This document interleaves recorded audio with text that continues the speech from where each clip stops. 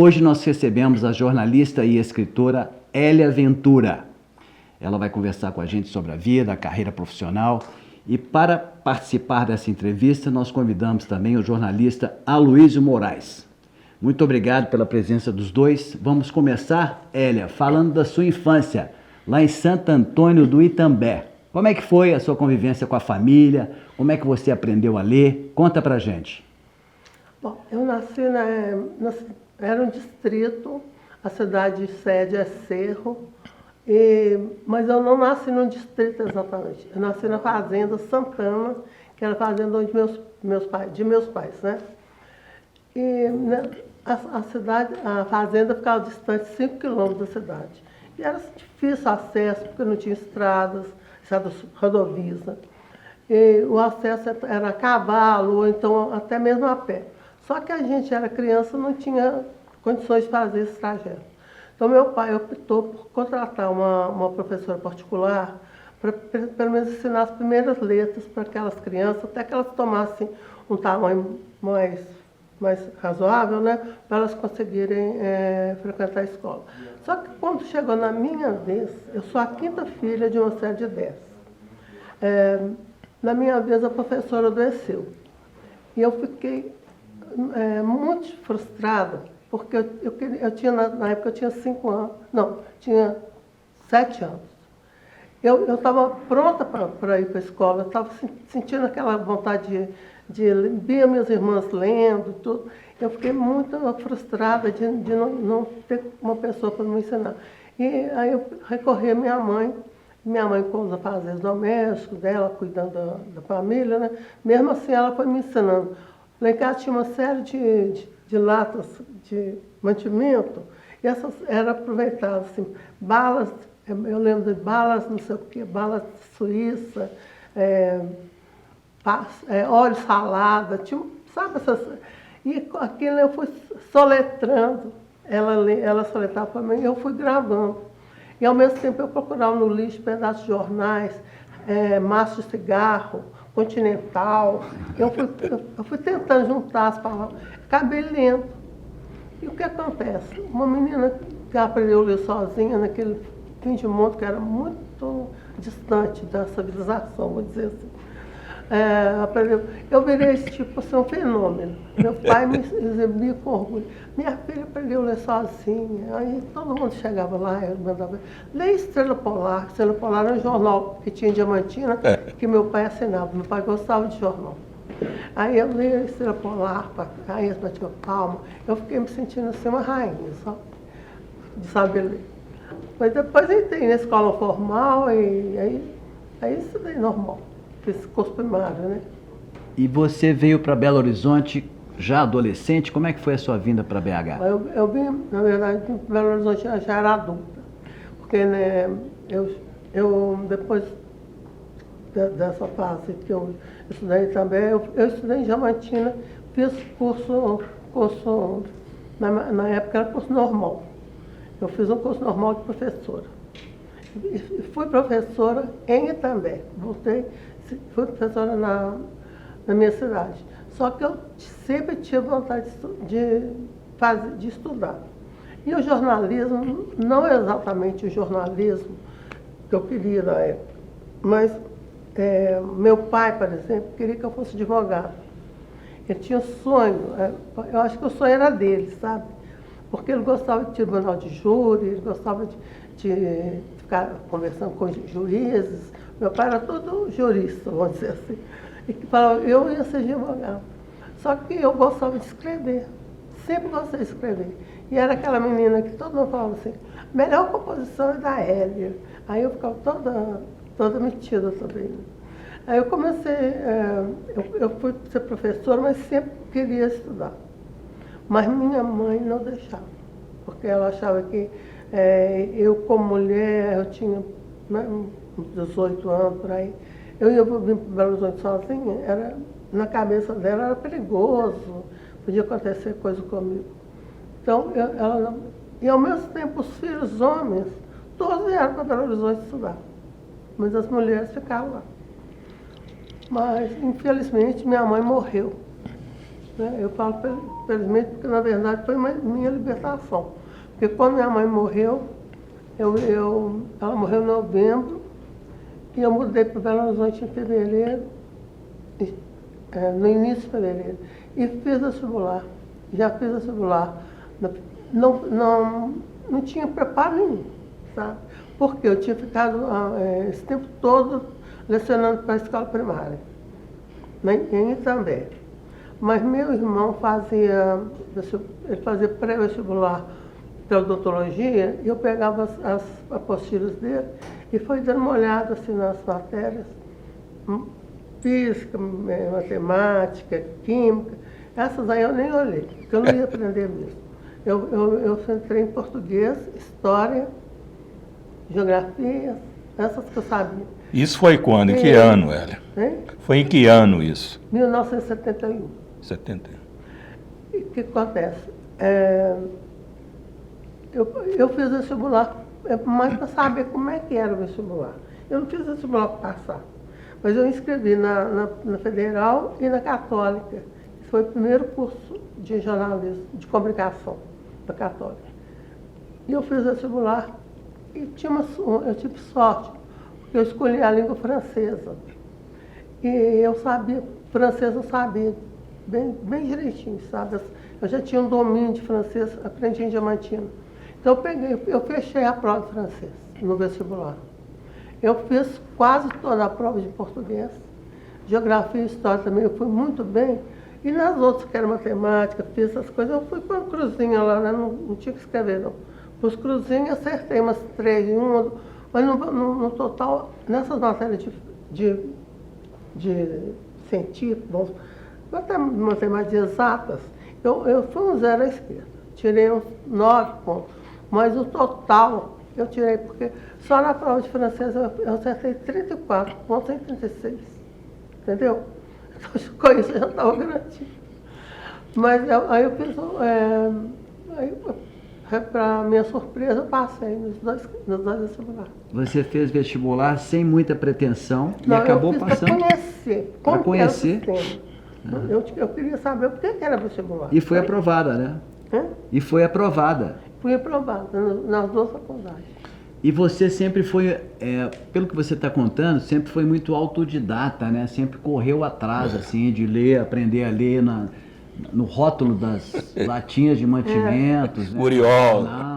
Isso é muito legal. O que me movia quando eu morava no interior, eu tinha uma angústia muito grande.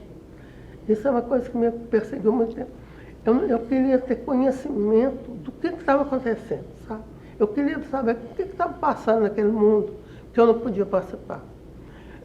Só para você ter ideia, eu era uma pessoa eu voava tanto na minha cabeça que eu sonhava com Paris, porque eu li muito livro. Na minha época, a gente lia muito livro francês. E eu sonhava com Paris, era louca para conhecer Paris. Nem sabia onde ficava, para falar a verdade. Mas eu tinha uma vontade de conhecer, de acompanhar as coisas, acompanhar os acontecimentos. Eu não queria ficar à margem dos acontecimentos. E foi essa curiosidade que me fez assim, ler. Eu assinei jornais lá no interior mesmo. A gente assinava jornais, eu e minha irmã assinávamos. Nós comprávamos muito livro. A gente lia. A professora ganhava muito pouco, mas ela não tinha o que fazer com dinheiro. No interior, mas... Então a gente comprava livro e lia muito, sabe assim, lia mesmo. Vou te dar um exemplo. Nessa época eu li 7 volumes de O Tempo e o Vento de Érico Veríssimo. Eu revezando com a minha irmã, nós compramos a coleção e a gente lia, e a gente viajava para o Rio Grande do Sul. Era assim, era nesse mundo que eu fui formando. Mas não sabia, não tinha ideia assim. Mas eu pensava assim, se eu quero conhecer, se eu quero conhecer o mundo e transmitir esses conhecimentos, o caminho eu acho que é o jornalismo. Exatamente isso que eu ia te Entendeu? perguntar. Acho que foi isso que moveu minha cabeça. Eu não tive orientação, porque eu não tinha ninguém para me orientar. E também não tinha as pessoas mais, de maiores conhecimentos era eu e minha irmã. Porque nós tínhamos curso de professora, entendeu? Essa veia do jornalismo, então, você tem todos os ingredientes, né, de uma jornalista que começou desde pequena a sonhar com aprender a ler, letras, gostar de leitura. Um jornalista precisa ter isso, né, Hélia? Eu gostava de ler muito, né? Eu gostava muito de escrever também. Contar história, contar qualquer coisa, assim. Eu pedia para... de vez em quando eu fazia poesia, não poesia, né? Lógico, eu tinha assim, 7 anos, mas eu gostava de planta, né? Então, por exemplo, se eu via uma planta, eu descrevia aquela planta. Essa planta é minha amiga, eu venho nela porque eu quero conversar com ela, tipo assim, essa população de criança mesmo. Já era uma crônica, né? Já era uma crônica. Já era uma, sei lá, eu não, poeta nunca me aventurei. Conta um pouco pra gente do seu curso de comunicação. Você passou em 2 vestibulares, da PUC e da UFMG, e acabou optando pela UFMG. Como é que foi a sua graduação na UFMG, naquele período de ditadura? Como é que você via aquele momento político? Porque aí você já tinha deixado o Itambé, já estava em Belo Horizonte, na universidade grande como a UFMG, e no momento de ditadura, como é que foi esse período da sua graduação? Deixa eu te falar. Na verdade, eu não conhecia a ditadura na UFMG, não. Eu conhecia a ditadura em Itambé. Em Itambé, eu não tinha conhecimento político, né? Era muito limitado. Mas quando veio a notícia, a gente escutava no rádio, não tinha televisão. Para mim foi assim, como se tivesse caído uma bomba na minha frente. Eu sabia que eu estava vivendo uma coisa ruim. Não sabia assim, exatamente, mas lá em 64 eu estava também. Então, eu era funcionária da prefeitura também. E o prefeito de Itambé, ele não era, vamos dizer, ele não era de esquerda nem de direita. Mas como o presidente na época era o João Goulart estava fazendo uns programas de escola na área de educação. E o prefeito participava. Vinha em Belo Horizonte participar de reuniões. E eu era secretária da Fazenda da prefeitura. Mas eu fazia tudo lá naquela prefeitura. Eu era o braço direito do prefeito. Então, ele chegou com os livros, colocou dentro da estante, esses livros vão para a escola. E ele construiu uma escola com recursos que foi destinado pelo João Goulart. Entendeu? E ele construiu a primeira escola, porque não tinha prédios lá. As escolas funcionavam em prédios alugados. Precários, muito precários. Era sala de aula assim, muito sem conforto, sem privacidade, sabe? Eu mesmo lecionei nessas escolas. Aí ele construiu foram 2 salas e uma sala de diretoria e um pátio para as crianças brincarem. Não tinha mais nada. Só que aí nisso veio a ditadura. E a ditadura foi no Itambé. Ela foi para o interior. Eles chegaram lá, entendeu? Aí o prefeito era uma pessoa muito experiente, ele já era político, sabe? Ele tinha sido vereador, ele já tinha noção. Ele falou assim, olha, nós vamos esconder esses livros. Os livros estavam dentro do instante. Vou esconder esses livros porque está tendo muita perseguição. Aí ele pegou os livros e deu rumo nos livros. Não sei. No mesmo dia que ele escondeu os livros, que eu não sei nem para onde que ele levou, eram livro didático. Chegaram dois caras lá na prefeitura, vasculharam a prefeitura todinha, mas não encontraram nada. Então, nós não sofremos nenhuma repressão, mas houve essa... Então, a ditadura, eu conheci ela lá também. E não gostei dela, mesmo não tendo conhecimento de que ela significava, eu já não gostei dela, sabe? A verdade foi essa, sabe? E aí em Belo Horizonte... Agora, na escola, a barra era pesada, né? Porque a gente vivia dentro da faculdade, era muita repressão, né? A gente convivia com... a gente não tinha certeza, assim, ninguém falava que aquilo era... Mas dentro da cantina tinha olheiro, dentro dos elevadores, né? E era pesado. principalmente no nosso curso de sociologia, era mais exato. Hélia, e como é que você... Bom, você formou logo depois, né? E como é que você encaixou no mercado de trabalho? Você fez algum estágio antes? Naquela época o estágio já era permitido, né? Já era... Como é que foi que você entrou no mercado de trabalho? Olha, no segundo período de faculdade, na minha época tinha um programa que chamava MUDES, não sei se você lembra, porque você também é da minha época. E o Plínio Carneiro, que era nosso professor de grande memória, né? Tinha um jornal também. Ele trabalhava no Estado de Minas, e era assessor de imprensa da universidade, e era professor do nosso curso, né? Isso. E, então, o Plínio gerenciava, ele coordenava essa questão dos estágios. Então, cada unidade da UFMG tinha um departamento de comunicação que tinha estágio para relações públicas, para jornalista, para publicitário, né, que eram as nossas áreas. Eu entrei nesse estágio, eu fiz estágio desde o segundo período. Tá? Eu fiz estágio. E foi interessante o estágio para mim, foi uma porta aberta para aquilo que futuramente eu ia, a parte do jornalismo que eu me dediquei. E já era remunerado, né, o estágio, né? Já era remunerado também. Era remunerado. Era pela Fundação Mendes Pimentel, né? Tinha uma bolsa. Bom, aí eu fiz estágio na faculdade. A Faculdade de Ciências Econômicas, a gente podia ficar um semestre fazendo um estágio, depois você tinha que, se você quisesse continuar, tinha que rodar. Não podia ficar na mesma unidade, não. Eu fui fazer na Faculdade de Ciências Econômicas. Eu gostava muito, eu sempre gostei muito desse meio, né, de escrever, era ali que eu queria ficar. Eu sei que no final do estágio, quando eu terminei 6 meses, o diretor da faculdade pediu o Plínio para me deixar continuar mais um período. Porque ela está dando muito certo aqui, os professores gostam muito dela, e todo mundo queria que eu continuasse. Aí eu continuei lá na faculdade, fiquei mais um estágio.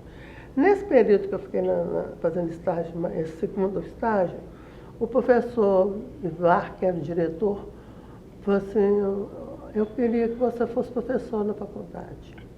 Queria que você continuasse aqui conosco. Mas eu não tinha vontade de ser professora. Eu tinha sido professora primária, mas não era, eu não quero ser professora, não era minha praia. Aí ele falou assim, eu vou te dar uma bolsa de mestrado em administração e você vai continuar conosco. Eu falei, não posso. Eu não vou fazer esse curso porque eu não tenho a menor vocação para ser professora. Eu vou ficar enganando o senhor, não vou querer ser professora. Aí o diretor falou assim, então tá. Então nós vamos te contratar. Ah, não. Nesse período que eu não quis ser professora, acabou meu estágio, aí o Instituto de Pesquisas Econômicas e Administrativas, que funcionava lá, que era o órgão que media o custo de vida, que media a inflação, tinha esses dados econômicos, me contratou, aí já não era como estagiária mais, mas eu ainda era estudante. Me contratou com um salário astronômico para a época, para eu fazer o boletim do Instituto. O professor Lacir Mapia, que era o diretor desse instituto. Então, ele me contratou, me pagava regiamente. Eu fazia o boletim. Aí, acabou, houve alguma coisa lá na administração que o Lacir resolveu dissolver, todo mundo estava lá estagiário, mudou todo mundo. Aí eu saí. Aí o diretor da faculdade me chamou e falou assim, então agora nós vamos querer que você continue aqui como funcionário. Eles queriam que eu ficasse na faculdade de todo jeito. Lá na faculdade funcionava ali na Rua Curitiba. E eu fiquei assim, ao mesmo tempo que eu fiquei feliz, né? Porque eu estava formando, eu já estava me oferecendo um emprego federal, eu não tinha ideia nem quanto que era salário, mas era um emprego, né? De todo jeito eu não ia preocupar com o mercado de trabalho. Só que eu estava alucinada, apaixonada, endoidecida para precisar de uma redação. Tá? Eu estava obstinada, eu não queria formar sem ter precisado de uma redação de jornal, entendeu? Aí o Plínio Carneiro chega e fala assim, Estado de Minas está precisando de estagiário, mas eles não querem mulher. Opa! Não querem mulher, que caiu sempre, as coisas caem na minha cabeça, eu fico tão revoltada, sabe? Que acabou a aula, eu falei assim, eu vou lá porque eu sou mulher. Eu quero ver eles falar que não me deixa fazer estágio porque eu sou mulher, eu quero que eles falem isso comigo, sabe por quê? Eu não posso admitir uma coisa dessa. Subi a escadinha da Rua Goiás, bati na redação, cheguei lá e me candidatei para ser estagiária. Olha, não tive discriminação nenhuma, me receberam super bem. Não foi só eu, porque tinha outros meninos também, tinha outros colegas. Já trabalhavam lá, né? Não, tinha umas que já trabalhavam, né? A Cristina Bahia, a Luz eram funcionárias, elas eram da minha sala. Mas tinha umas meninas candidatando a estágio, da faculdade, mas de outros períodos. Mas do meu período era mais homens, tinha muitos homens. Sei que tinha no total eram 12 estagiários. E eu estava no meio desse. Eu comecei assim, recebi pauta, fazer as coisas de redação. O editor era André Carvalho, não sei se você conhece, ele é André Carvalho. André Carvalho era editor da cidade. Aí um dia eu entreguei as matérias e eu fazia tudo assim, com muito medo, sabe? Com aquele medo de errar, que todo mundo tem, né? Quando está começando, eu sempre ficava com medo de estão fazendo tudo errado. Eu sempre sou pessimista, sabe? Aí um dia o André Carvalho estava lendo as matérias, e falou assim, olha, aqui tem uma menina que vai ser repórter. Para mim, aquela menina era qualquer uma, não era eu. Aí passou um tempo, eu continuei, aí ele começou assinando minhas matérias. Ele pegava minhas matérias e saia, eu vou assinar, porque essa matéria está muito legal, eu vou assinar. Aí eu assinava, né? Eu era estagiário, mas eu continuei. Aí no final do estágio, ele falou, o Ciro Siqueira, que era o editor-geral, no final eu acabei de estar, não recebi um centavo. Eu pagava um dinheiro lá, mas eu não sabia como é que ia receber. Mas trabalhei de graça. Deixei de trabalhar com emprego, lá na Faculdade de Ciências Econômicas, para trabalhar sem receber. Mas eu não estava preocupada com dinheiro. Eu queria era entrar na redação. Aí, acabou o estágio, o Ciro Siqueira mandou me chamar na sala dele. Nem conhecia. Ele era editor-geral, mas a gente não via ele muito, assim, né? A gente que era repórter, ainda mais eu, que era uma pessoa zero à esquerda, vamos dizer assim, na redação, um estagiário, não ia conhecer. Aí ele me chamou e falou assim, André, eu quero contratar 2 pessoas e você foi indicado para contratar. Aí entrou, eu entrei para o jornal. Que bacana, hein? Você de uma pseudo discriminação na hora de conseguir o estágio, você foi corajosa, foi no Estado de Minas, conseguiu a sua vaga de estágio, trabalhou de graça, sendo que tinha outras oportunidades de trabalho remunerado, né? Porque você já está mostrando que era uma boa funcionária, uma boa profissional. Por onde você passou, as pessoas queriam ficar com você. E aí você consegue essa vaga de repórter no Estado de Minas. Beleza. Conseguiu o que você queria. E aí, como é que foi a sua atuação como repórter e as editorias que você passou também, que foram importantes e pioneiras? Aí é o seguinte, eu agradeci e não quis. Não aceitou a vaga de repórter? Conta pra gente o que houve. Aí a história, pessoal. Porque eu estava noiva. E eu formei em dezembro, eu ia casar em janeiro. Então, eu não ia ficar no Brasil. Eu ia morar fora do Brasil. Então, não tinha sentido de eu ficar, porque meu noivo também estava formando. Aí eu não queria continuar, porque eu ia casar e eu fui entrar no emprego. Então, eu falei assim, eu vou agradecer, mas eu estou com o casamento marcado, eu estava com o apartamento alugado, estava tudo certinho. Meu casamento desmanchou. Passados uns dias, entrou uma coisa errada na nossa relação. Aí eu fiquei desempregada, sem marido, sem noivo, sem casamento e desempregada. Mas o que aconteceu de tão drástico assim, faltando 2 meses? Você pode contar pra gente? Coisa pessoal. Coisa pessoal, tá? Mas em 2 meses sua vida mudou assim. Bom, mas aí minha vida mudou. Esse noivo era brasileiro? É? Era brasileiro esse noivo? Não era brasileiro. Mas minha vida mudou porque eu tive tantas oportunidades na mão e acabei ficando sem nada, né? Mas aí eu consegui uns bicos, coisa de assessoria. Acabou o casamento, então você esqueceu o jornal, falou, agora eu tenho que trabalhar. Aí foi para assessoria de imprensa. Aí eu fui para a assessoria da Faculdade de Ciências Médicas. Tá? Trabalhei na Faculdade de Ciências Médicas. E lá na Faculdade de Ciências Médicas eu fazia os releases e ia distribuindo as redações. E quando eu trabalhei no estado de Minas, eu fiz amizade com muita gente legal, sabe?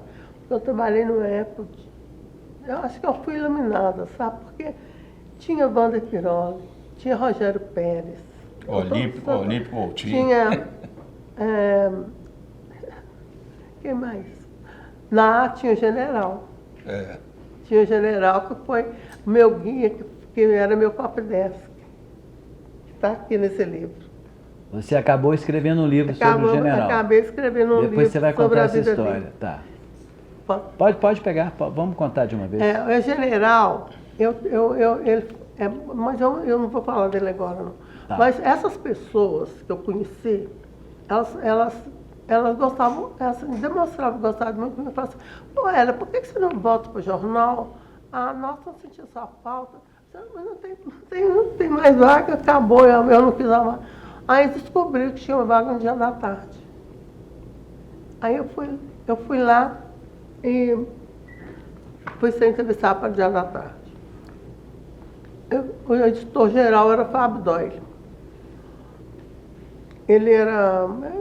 Eu não conhecia ninguém. Mas eu falei com ele assim...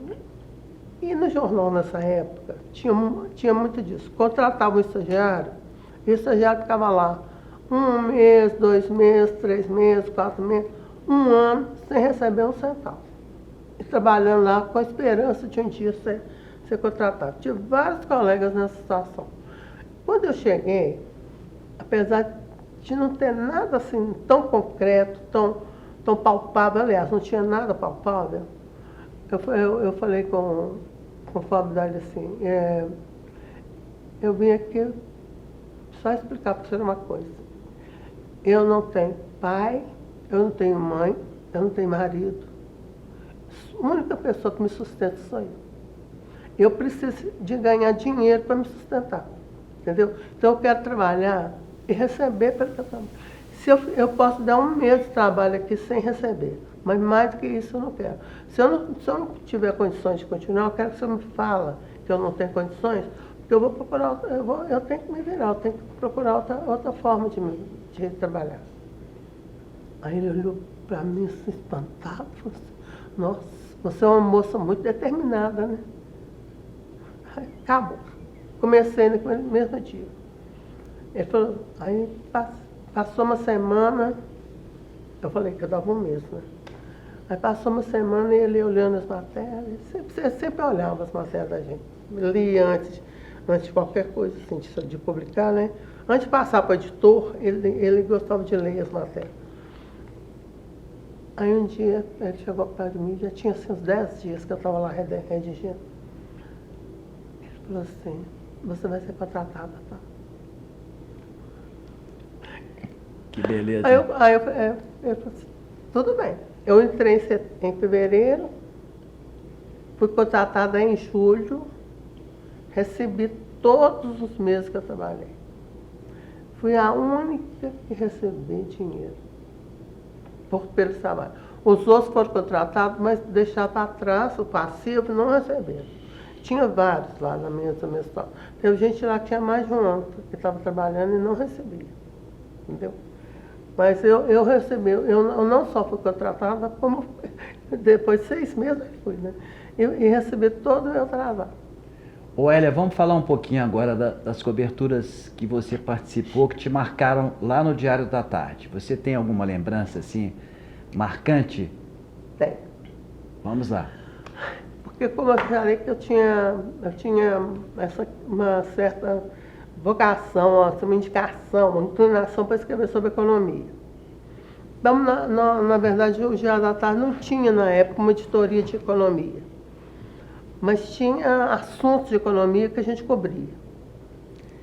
Então, um dia eu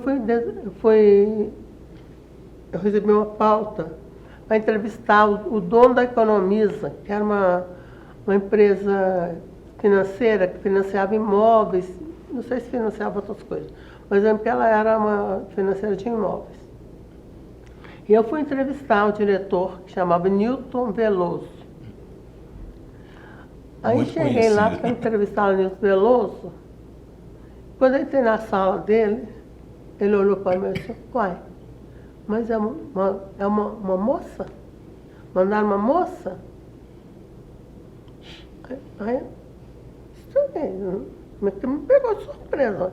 Eu estava acostumada a entrar, ninguém nunca tinha me chamado de moça. Você sentiu, entendeu?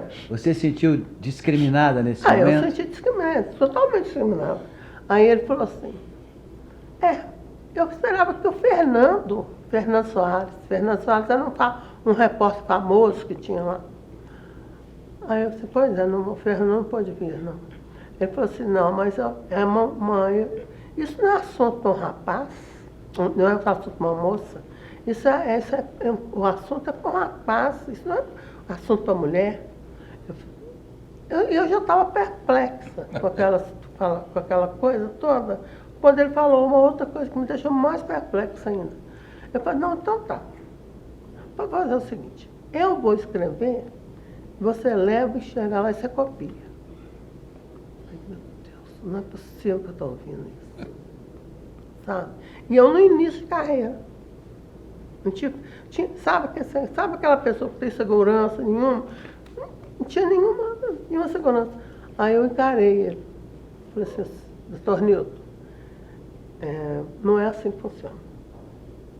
O repórter chega para ser entrevistado, ele pergunta o que ele acha que é interessante para o leitor dele. Falei nesse jeito. E eu vou escrever em cima disso. Agora, se o senhor quiser falar mais alguma coisa do seu interesse, também pode falar, senhor, tem toda a liberdade. Eu estou aqui para entrevistar o senhor. Só que depois eu que vou redigir a matéria. E a matéria vai sair publicada. E amanhã, quando a matéria sair publicada, o senhor tem a opção de acompanhar a matéria e ver se ela está de acordo com o que o senhor queria que fosse publicado. Está dentro, não foge do assunto, não tem nenhuma correção. Porque se tiver, o senhor vai ter direito de que seja feita uma matéria do jeito, dos modos que o senhor quiser, corrigindo os erros que essa matéria tiver, porque isso está na lei, isso é lei. É a lei de imprensa que fala isso. O senhor está completamente resguardado. Você deu uma aula de jornalismo para ele? Foi quando foi no dia seguinte, a matéria saiu, ele nunca reclamou, nunca mais eu tive notícia desse homem. É que naquela época não existia mulheres cobrindo a economia, né? Você, inclusive, parece que foi a primeira. Assim. Eu fui das primeiras. No Brasil, assim, Minas Gerais, eu acho que eu fui a primeira. Eu não tenho essa segurança, mas lá no estado de Minas, por exemplo, não tinha mulher na economia. Aliás, o jornalismo era assim. Primeiro que não tinha domínio de mulheres. No meu período, na minha época já começou, mas até então não tinha. Então, por exemplo, eu fui a segunda mulher jornalista no Dia da Tarde. E as matérias eram as editorias de política, de economia, de esporte e de polícia, não pisava mulher. As mulheres ficavam com cultura, Coluna cidade, generalidades, entendeu? Mas economia, política, esporte e polícia não tinha uma mulher. E eu gostava de economia, porque como eu já tinha essa formação da faculdade, eu sempre gostava de assuntos de economia. Era uma intuição minha mesmo. Eu comecei a escrever, as matérias de economia eram direcionadas para mim, mas eu não era especial, não tinha uma editoria. Aí o que aconteceu? Primeira vez, ia ter uma missão de empresários mineiros, que a Brasília pediu o ministro dos Transportes, isso em plena ditadura, para ser implantado um ramal ferroviário em Conselheiro Lafayette. Tinha um ramal ferroviário, eu não sei ligando aonde não, mas eles estavam reivindicando esse ramal. E foi uma comissão de empresários, eles fretaram um avião e só dirigente de classe da FIENG, FEComércio, SESI, SENAI, sabe, dessas entidades? E, para minha surpresa, eu fui indicada para acompanhar para cobrir esse evento. E tinha duas coisas, eu vou contar pitoresco aqui. Primeiro, eu nunca tinha andado de avião. Segundo, o ministro dos Transportes, a entrevista ia ser no Senado, ele mandou avisar que não podia entrar de calça comprida. Mulher não podia entrar de calça comprida, só de saia. Detalhe, eu só tinha mini saia. Eu não tinha, o resto eu não tinha. E nunca tinha andado de avião, eu não tinha saia. Aí eu encomendei uma saia, porque não achava comprar em Belo Horizonte naquela época, não. Eu tive que contratar uma costureira, mandei fazer uma saia, e a saia não podia. Eu tinha mini saia, né? Mas tinha que ser comprida. Aí vesti a Maria Mijona, entrei naquele avião, cheio de homens, 50 homens, só eu de mulher. Gente, era complicado, sabe? Mas o mais complicado é que os homens, eles não me tratavam como colega profissional, não. Eles me davam bala, chocolate, perguntavam se eu queria ganhar perfume, entendeu? Nada que pudesse falar comigo, assim, do assunto. E eu tentando conversar com os dirigentes de classe, qual que era os objetivos deles, por que eles estavam reivindicando, puxando uma matéria, né? Mas não teve jeito. Eles queriam só saber de me dar balinha, oferecia cigarro, no fundo. Bom, aí chegamos em Brasília, fomos entrevistar o ministro, que sinal era o coronel, não sei de onde, que era grosseiro, cara fechada, sabe? Respondeu a gente muito mal, mas deu pouca conversa e a entrevista foi daquelas entrevistas bem um fiasco, sabe? Voltei para a redação. Fiz uma matéria. Matéria factual, né? Uma matéria. Vamos cobrir um evento. No dia seguinte, levei uma carraspana. O editor falou assim, você copiou do Estado de Minas, a matéria é igualzinha. Eu falei, o assunto era o mesmo. Nós somos no mesmo lugar. Não, você teria que fazer uma matéria diferente. O Estado de Minas não pode fazer Dia da Tarde para fazer matéria. Igual o Estado de Minas, não, aí eu descobri. Não podia fazer matéria igual o Estado de Minas. Mas foi prender. Fiquei no zero à esquerda, né? Porque o baixo astral, porque levei uma lavada, né?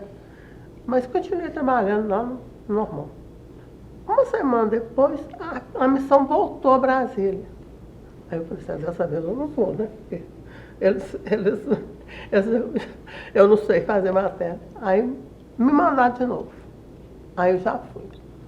Aí eu falei assim, agora sim, tem que fazer uma matéria diferente, né? Então eu vou inventar uma matéria. Aí eu fiz uma matéria, mas assim, é chutada, sabe por quê? Eu contei o fato principal, mas eu rebusquei. Eu contei que eu saí daqui, aquela comitiva, no avião, os melhores. Aí eu falava, fulano de tal, com seu charuto. Eu fui falando aquela bobajada, sabe? Fiz a matéria toda fantasiada, toda assim, leve, irônica. Para mim, aqui não tinha nada a ver com economia. Cheguei lá, o editor leu. Que materaça! Isso é que é matéria! Aí ficou assim, super amigo meu. Aí você descobriu que falar de bastidores, não só a notícia Eu em si, eu falei é das bacana para o periferias. jornalismo. A história, o que interessava mesmo, eu só dei uma tocada. Mas foi aquele.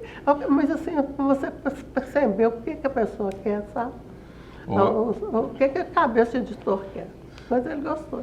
Hélia, agora parece que, né, você como repórter de economia aqui em Minas, parece que você foi a primeira repórter de economia em Minas. Inclusive tinha um levantamento aí que alguém fazia lá em São Paulo, citando quem é repórter de economia em várias capitais e cidades, e aqui em Minas só tinha você. Tinha um negócio assim, uma vez, acho que você me contou sobre isso, não?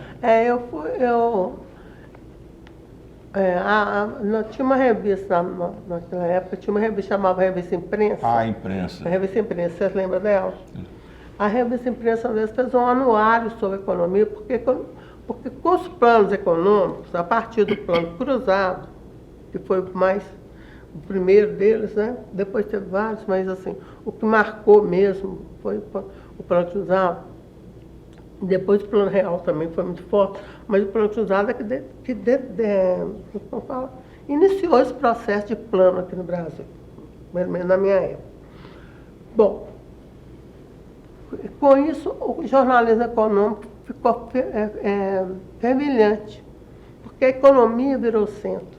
Porque a economia passou de ser da Bolsa de Valores, das letras de câmbio, do dólar, do iene, da Nagasaki, sabe? Pulou para o colo do consumidor. Entendeu? Aí começou aquela economia que tem a ver com o seu bolso. Aí os jornais atentaram para isso, né? Começaram a reforçar. E nessa época eu já estava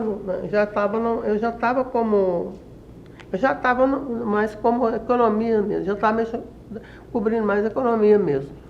Aí a Revista Imprensa fez esse anuário, né? Falando quem é quem no jornalismo econômico do Brasil. Aí, para minha surpresa, estava eu, Lila Edith Fipe. Falei, gente, está chique demais. Eram as duas mulheres. Mais umas outras do Globo, acho que uma do Estadão. Eu não lembro eu sei que eu lembro quando eu abri que eu li, e também assim, depois eles fizeram uma sobre mulher na economia, que também eu era subeditora do Dia da Tarde, né? Então eu também entrei na lista seleta das mulheres que trabalham com economia. Uhum. Agora você aí, né, você atuou durante longos anos aí, né, lá no Dia da Tarde. Certamente aconteceu algum assunto, algum caos. Você lembra de algum caos curioso, engraçado que aconteceu com você ou em torno de você? Bom, aconteceu em relação à economia, esse plano cruzado, né? A cidade fervilhava, né? Porque fizeram, o mais importante desse plano, que eles fizeram uma tabela. Quem é da minha época vai entender, mas quem é mais novo não lembra. Né? fizeram uma tabela de preços, os preços eram tabelados. Então, por exemplo, assim, um sapato, um sapato não era tabelado, não. Era tipo assim, o filé mignon, ou a alcatra, qualquer lugar no Brasil, ela tinha um preço. O mesmo preço. Essa coisa assim, de consumo da população, era tudo tabelado. E o que acontece? Isso agradou muito o povão. Por quê? O povão não tinha acesso a esses produtos. De repente estava tabelado, que era muito interessante. Você ia comprar, por exemplo, se você comprasse no Verde Mar, hoje não sei se é assim, era o preço. Se você comprasse no EPA, lá do seu bairro, tinha preço diferenciado, né? Então, aí os preços ficaram, planificou. Então as pessoas sentiram no direito de entrar no Verde Mar, mesmo que ela não tivesse dinheiro para comprar no Verde Mar, ela entrava lá, porque era tabelado, você está entendendo? Em Belo Horizonte, na época, tinha uma padaria ali na rua Augusto de Lima, na Avenida Augusto de Lima, que chamava Padaria Monza. E essa Monza tinha o melhor pão da cidade, era do centro, né? Era assim, maravilhoso o pão dela. Só que os produtos dela, uma lata de leite condensado, que custava assim, vamos supor, R$1 no EPA, lá era R$5. Entendeu? Era o mesmo leite condensado. Com a tabela da SUNAB, houve essa igualdade, né? Então as pessoas começaram a comprar. E um dia eu fui lá comprar uma linguiça. Mas a linguiça, todas as linguiças de lombo, de pernil, elas tinham o mesmo preço. Mas quando eu cheguei lá, a da moça estava lá em cima, preço enorme. Eu falei assim, mas está errado o preço. Esse preço, você tem que vender de acordo com a tabela. Aí o cara falou assim, os donos ficavam lá, os dois irmãos. Falou assim, aí a senhora está reclamando? Então chama a polícia e fecha a moça. Eu olhei na porta, tinha a polícia. Um Fiat da polícia na porta. Chamei a polícia. A polícia foi lá e fechou a moça. Gente, vocês não acreditam o que virou isso? Lá no jornal eu virei assim, uma celebridade, porque eu consegui fechar a moça. Aí qualquer coisa que pintava lá no comércio, eles vinham atrás de mim. Aí um dia um porteiro lá falou assim, Hélio, você que fechou a Monza, você vai agora fechar a CIA.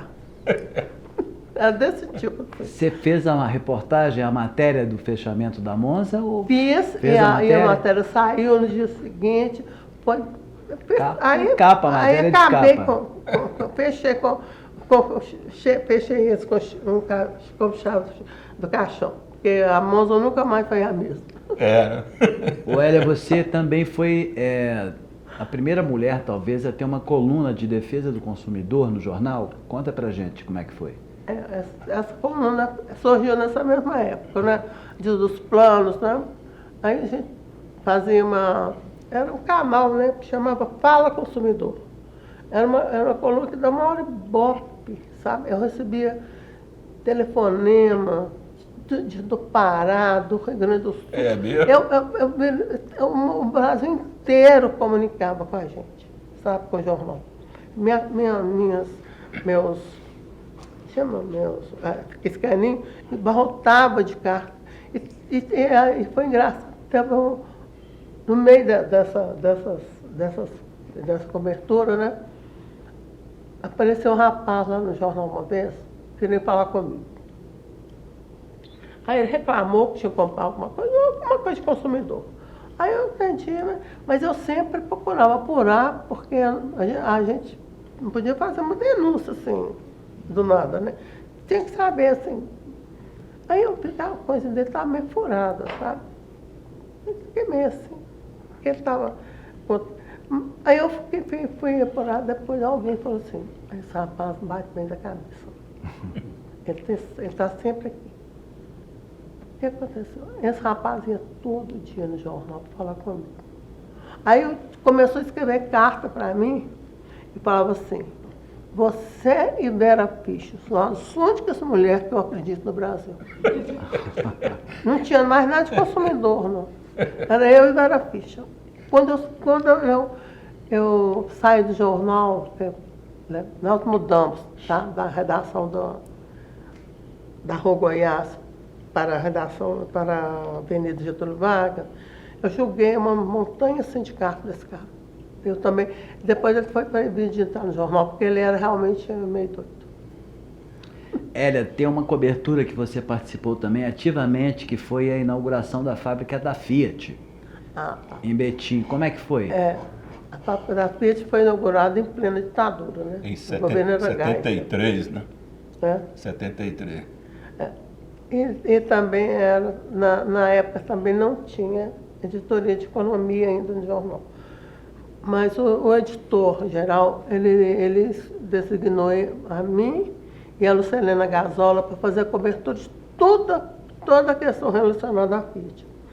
E como era ditadura, essas coberturas que vinha presidente, que vinha autoridades de Brasília, os repórteres só eram autorizados se tivessem autorização da 4ª DE, do 12 RI, sei lá, esse negócio de exército. Entendeu? Aí vem, nós fizemos toda a preparação, o jornal publicava matéria todo dia sobre a Fiat. Toda essa cobertura da Fiat foi feita por mim e pela Lucilena. E depois, na inauguração, nós editamos um caderno de 12 páginas, só nós duas. Fizemos matéria, redigimos, copidescamos, fizemos tudo. No dia da inauguração, nós fomos credenciadas, né? Aí veio um bilhetinho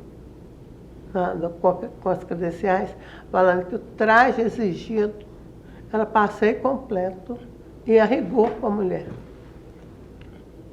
Passeio completo para homem e rigor. A rigor era vestido comprido.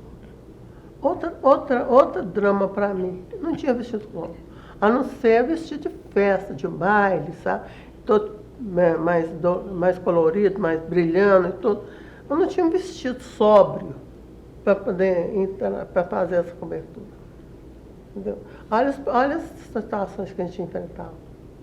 Entendeu? Aquele vestido que foi a Brasília já não servia. Em Brasília eu não tinha saia, mas na Fiat eu não tinha vestido. Tá.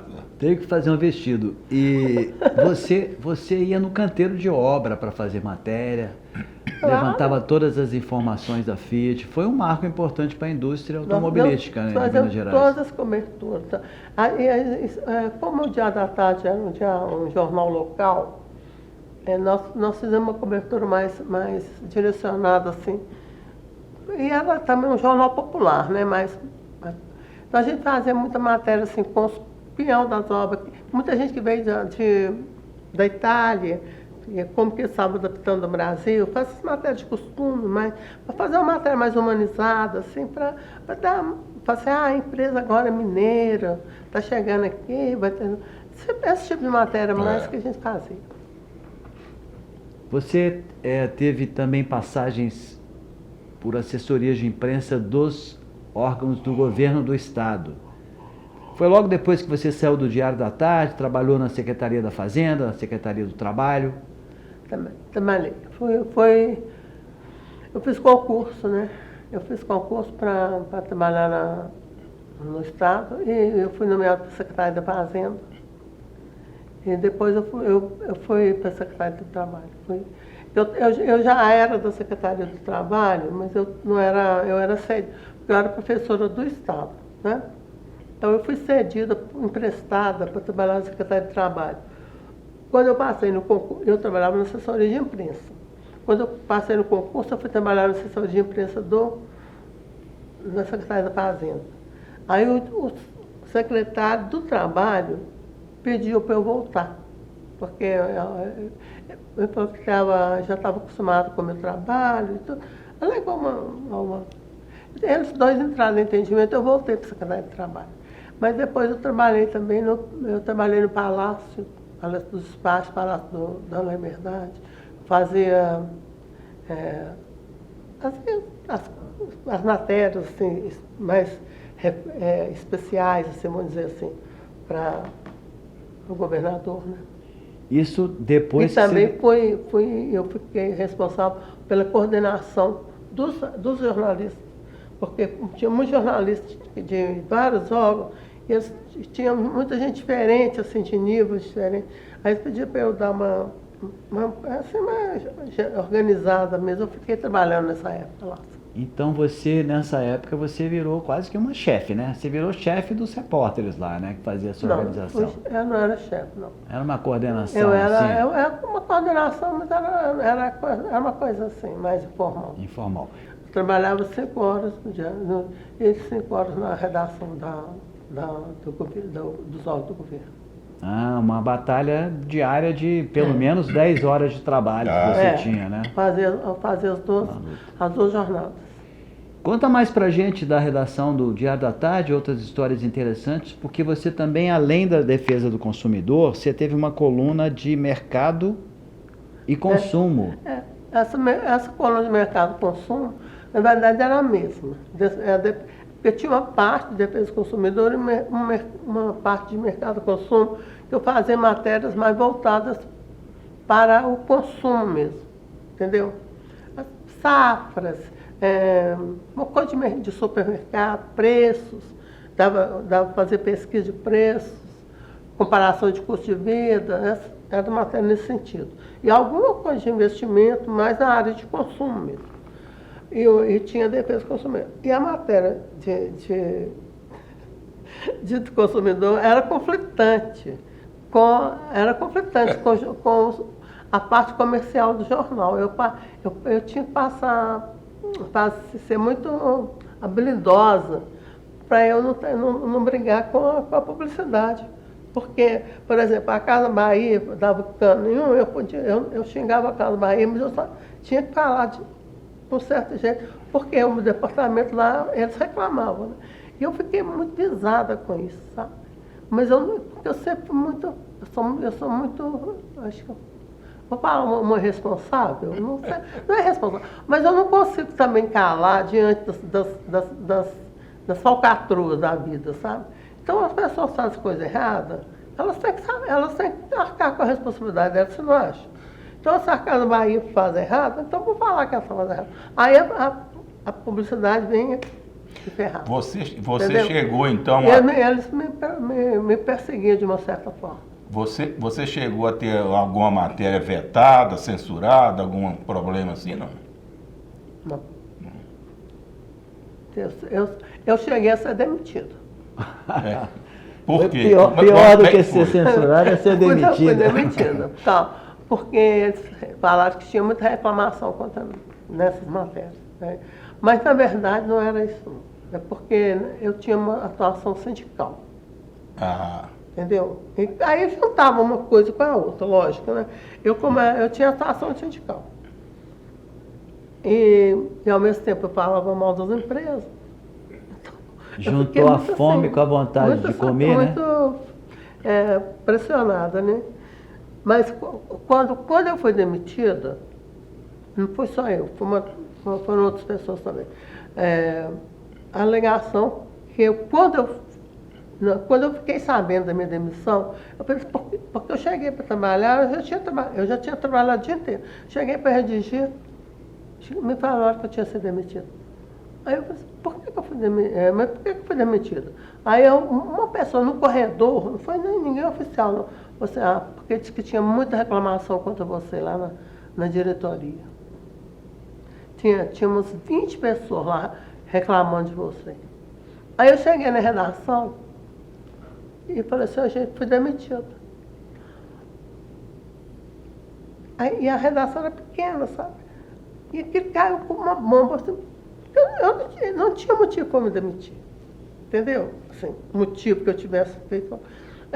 Aí o Aquiles Reis, que era um colega nosso, falou assim, mas por que te demitiram ele? Eu disse que 20 pessoas foram lá pedir minha demissão. Aí eu falei assim, 20 pedidos de demissão? 2.000 vão pedir só a anulação. E foi na máquina de escrever, fez um cabeçalho assim, lá de um abaixo assinado, começou a colher a assinatura, o Zé Carlos Alexandre, que era meu editor, o primeiro que assinou, e assinou. Aí todo mundo assinou para me pedir minha não demissão, para minha readmissão, na verdade. Aí o assunto, nós trabalhávamos no segundo andar, e o Estado de Minas no terceiro. Aí a notícia chegou no Estado de Minas, aí o dia de meu pai falou, tinha sido demitido a Vera Godoy, muitas outras pessoas lá também tinham sido demitidas. Eu estou lembrando mais da Vera, viu fazer. Que ano foi isso, velho? Ai, meu Deus, eu sou ruim para data. Foi anos 80, eu acho. Sei. Bom, aí o que acontece? O Didio pegou e passou o vacinado do Estado de Minas inteiro. O Estado de Minas em peso assinou. Aí no dia seguinte eu fui embora. Né? Demitido, a gente foi para casa. Né? Fui para casa. Foi no dia seguinte eu recebi o telefonema que era para me voltar. Ainda tinha suspendido a demissão. Que ótimo. Aí, quando eu entrei na redação, bateram a sala de palma triunfante daquela redação. E a Vera e as outras voltaram também, não? Que a Vera parece que continuou lá, não? Como é que é? A Vera continuou lá também, não? Aí eles anularam a demissão de todo mundo. Ah, de todo mundo, pois é. A demissão. Mas o movimento, esse movimento começou no Diário da Tarde. Quando eu contei que eu tinha 20 pedindo minha cabeça. E como é que foi a sua saída do jornal? Como foi a sua saída do jornal? Não, eu fui demitido também. Depois, mais à frente você foi demitido. Mas aí já foi uma situação totalmente diferente. Por quê?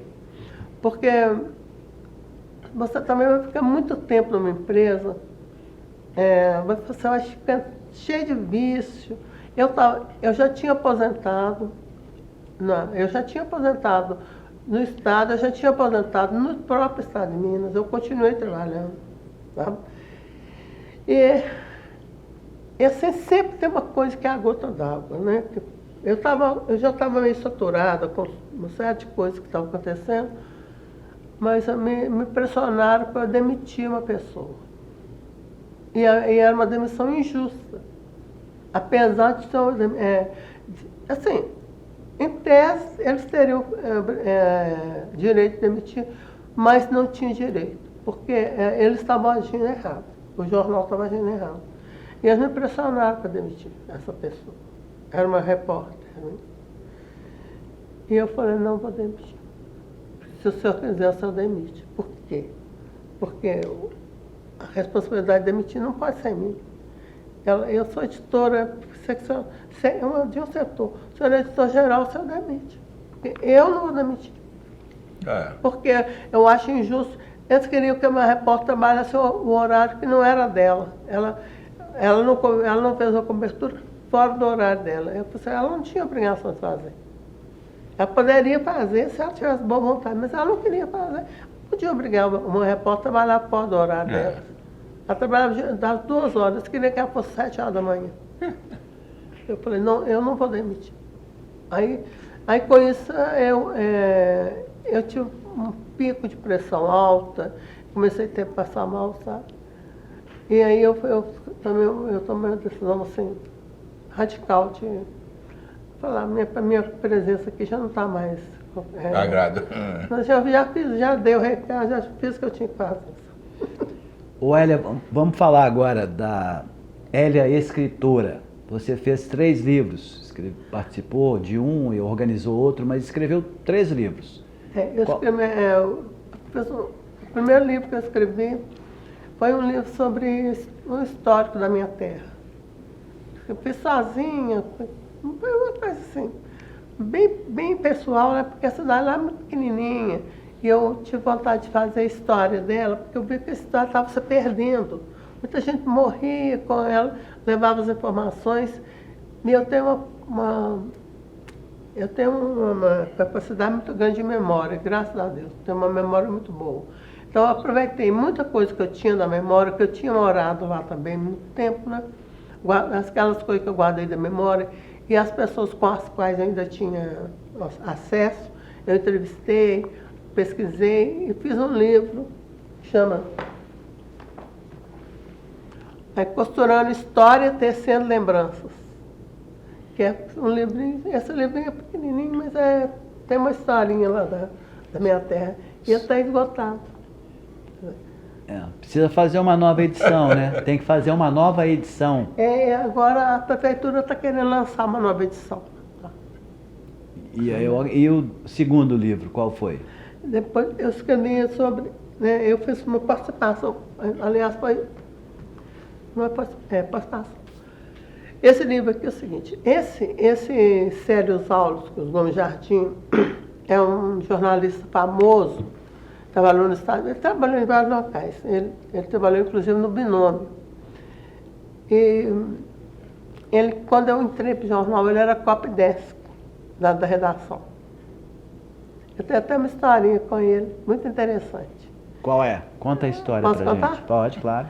Quando eu estava no estágio, lá longe que eu comecei, no estágio que depois eu fui até contratada e acabei não ficando, ele era o copydesk. E eu tinha por hábito chegar cedo no jornal, antes de distribuir a pauta, porque eu gostava de ler os jornais, o Globo, o Estadão, eu gostava de ler os jornais para eu me situar na jornada, né? Eu falei assim, quero começar o dia sabendo o que está acontecendo. Porque não tinha tanto de televisão igual tem hoje, sabe? Esse tanto de programa na internet não existia. Então a gente não tinha muita informação. Então eu ia cedo para o jornal para eu ficar lendo os jornais do dia. Tinha uma arara lá com todos os jornais do dia. Eu ia pensar. E aí o telefone tocou. Quando o telefone toca numa redação, se tem repórter, eu acho que a obrigação do repórter é atender. Porque pode ser uma notícia, né? E pode ser também qualquer outra coisa, porque na redação veicula tudo, né? Mas assim, eu acho assim, se tem um telefone, aí eu atendi o telefone. Aí um cara falou assim, olha, eu estou aqui com umas fotos de quadrigêmeos, nascido em Minas Novas, no norte de Minas.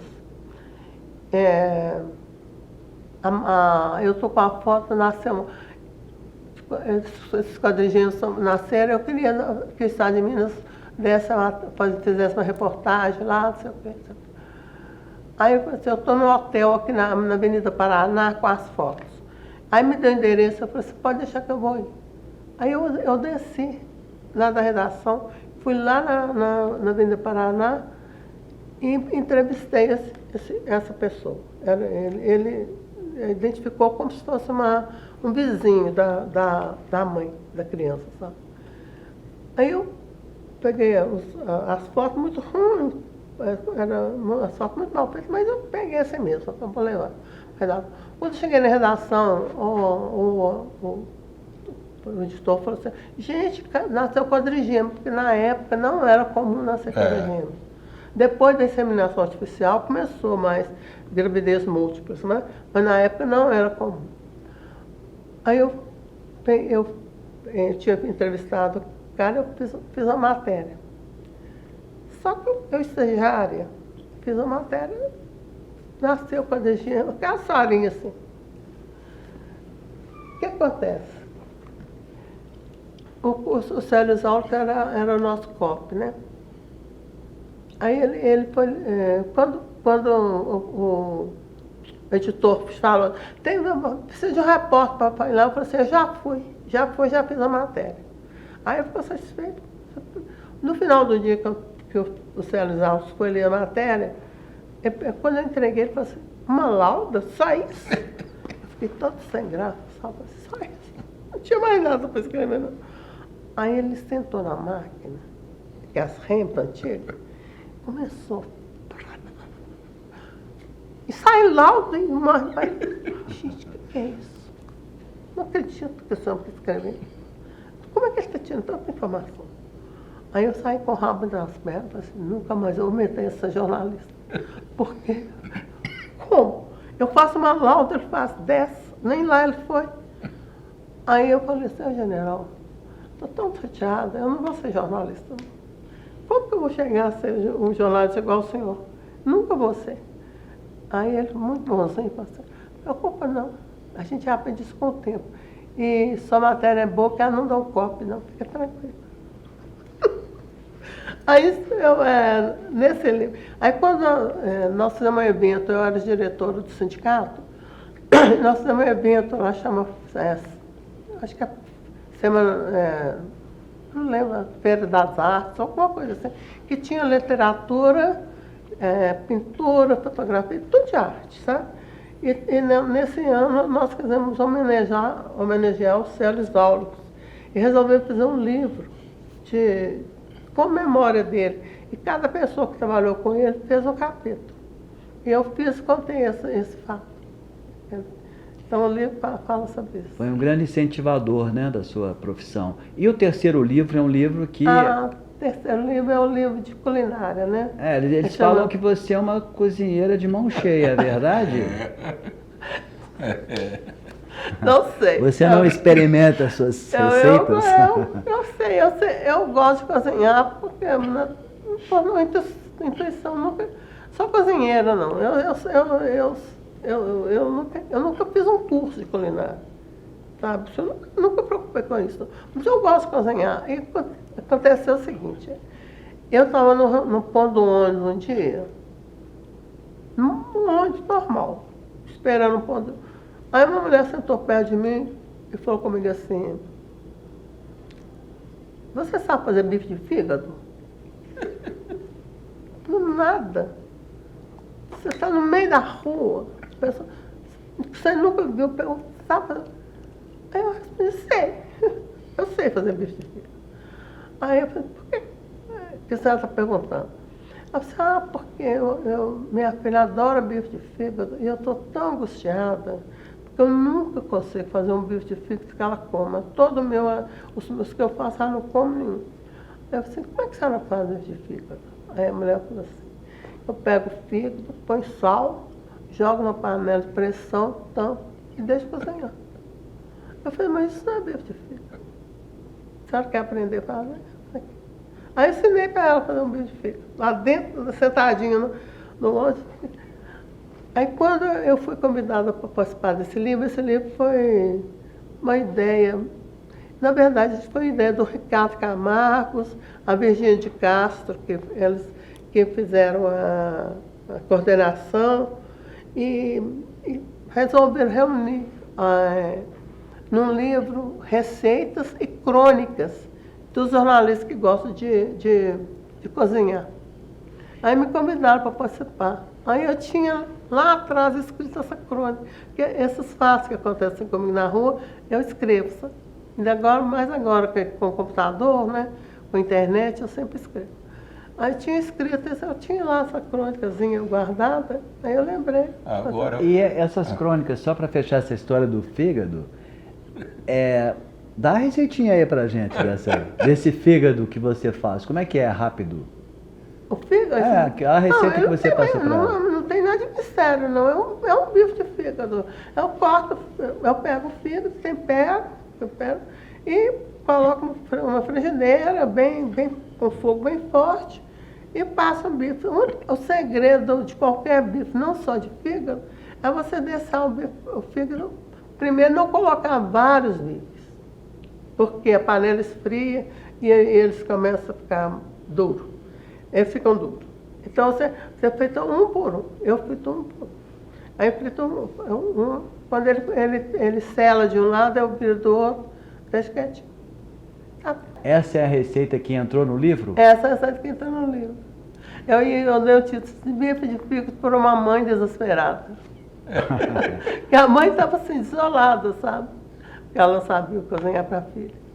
Ô Hélia, você é conterrânea, né, do Adão Ventura. E tem um Ventura no meio aí, né? E então tem uma veia também aí, poética, literária, aí, unindo vocês. Você tem um parentesco com ele? Ou é apenas conterrânea? Não, até onde eu sei, Porque a família em também é tudo misturado, né? Muito misturado. Mas até onde eu sei, a gente não é parente.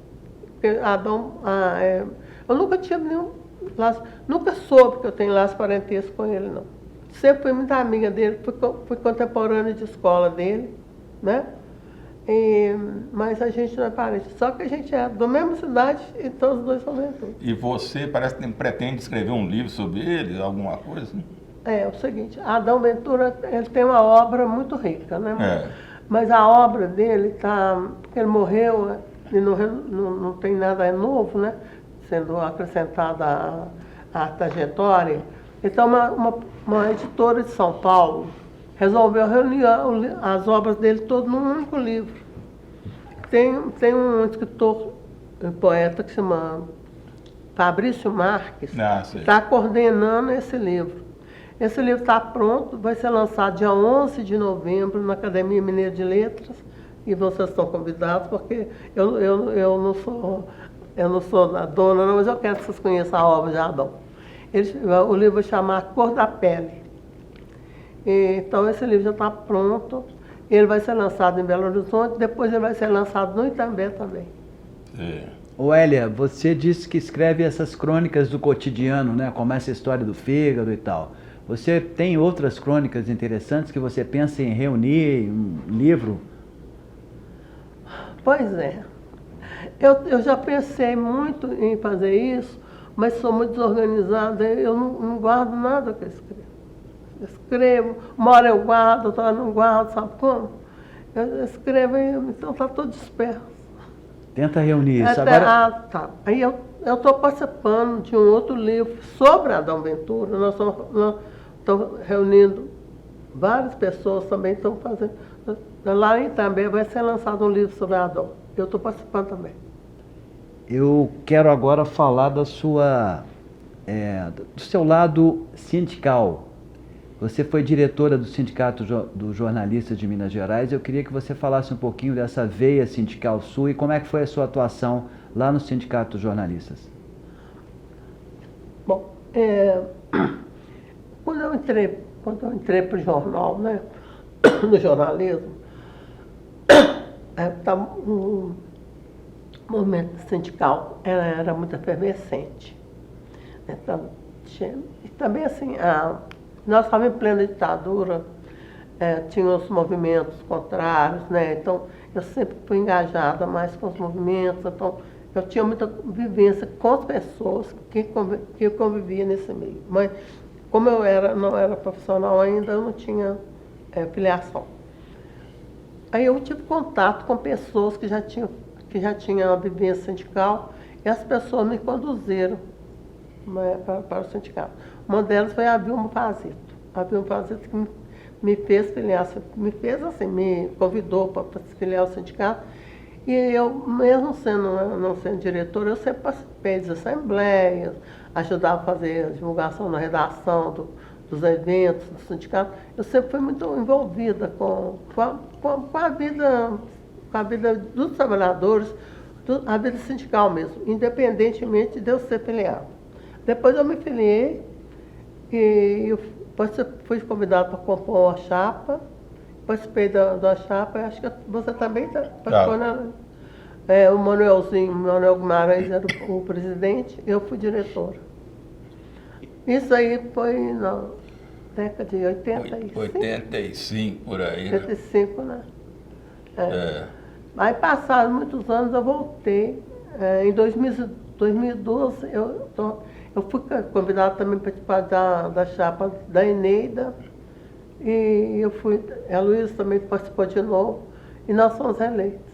E assim, eu procuro trabalhar em qualquer situação que eu me envolver, eu quero trabalhar. Entendeu? Acho que se você tem compromisso com aquilo que você assume. Então eu tento trabalhar. Eu não sei se eu faço um bom trabalho, isso aí não me cabe avaliar, né? Mas eu sempre participei. Sempre dei alguma contribuição, eu dei, sabe? E como é que você vê hoje a atuação do Sindicato dos Jornalistas e da Casa do Jornalista? Qual que é a importância dessas duas entidades para a categoria? Eu acho Não só para a categoria, né? Eu acho que é importante para a sociedade como um todo, que a gente tenha essa militância, esse empenho, né, de trabalhar fazendo o que as nossas entidades fazem. Isso não é um trabalho para a categoria. Nós estamos trabalhando num global. Né? Nós não visamos só o jornalista. Quando você é o jornalista, nós temos vou falar obrigação, mas nós temos que ter compromisso com a sociedade. Nós não podemos simplesmente fazer o nosso trabalho, nós temos que ter essa consciência, sabe? E isso que pautou minha vida de jornalista. Eu sempre preocupei muito com o mundo, com o meu país, mas não só com o meu país, mas com o mundo, com o equilíbrio, a humanidade, sabe como? E eu acho que o jornalista tem essa capacidade, esse poder, entendeu? E esse dever de fazer o trabalho nesse sentido.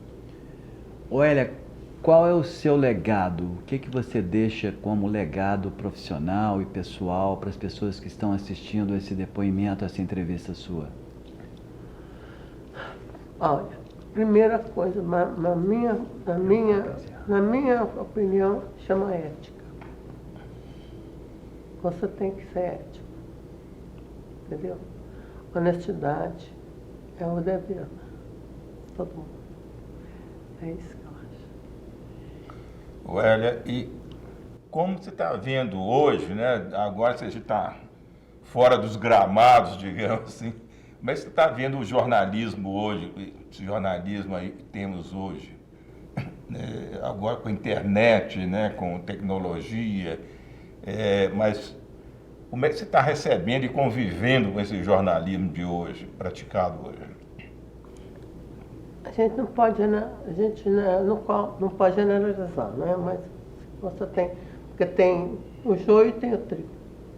Mas no grosso do jornalismo que eu vejo, o jornalismo está muito ruim, está preocupante, entendeu?